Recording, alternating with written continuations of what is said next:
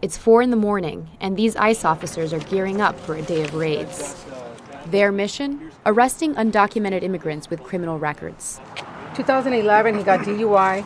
He was turned over to ICE, and then he was removed to Mexico. Due to President Trump's hardline immigration policies, arrests are up this year compared to last.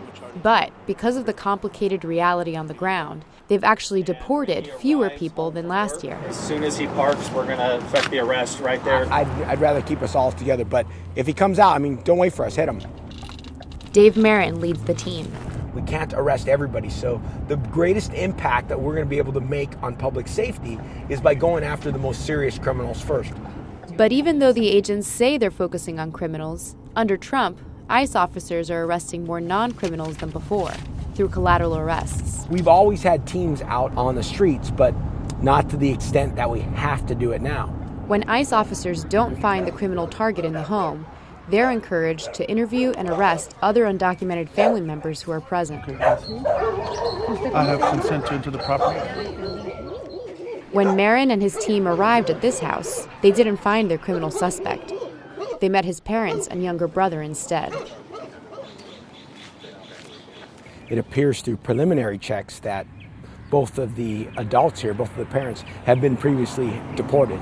So there also is a juvenile here in the house, right? So let's say we arrest both of the parents, then we'll also have to call Child Protective Services to come out here and take the child, because the child is a United States citizen.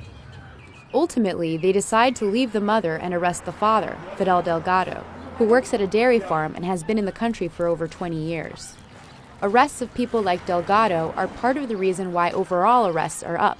Still, there have been 20,000 fewer deportations this year compared to Obama's final year in office. Why? Partly because Trump's tough immigration rhetoric may be discouraging illegal border crossings, which means less deportations right at the border, where it's easier to apprehend and deport migrants. Also, when people like Mr. Delgado are taken into custody, it creates a complicated situation. With no criminal record, a U.S.-born child to take care of, and a full-time managerial job, his absence would be to the detriment of others. Pienso que no hacemos ningún mal con venir a trabajar, ¿verdad? Eso tenemos que sacar la familia adelante. After his arrest, he was sent home that day, with a notice to comply with any further immigration orders. And the next day, he was back at work. This seeming contradiction of more arrests but fewer deportations shows the difficulties of trying to enforce a hard-hitting immigration policy once campaign rhetoric comes face-to-face with the real world.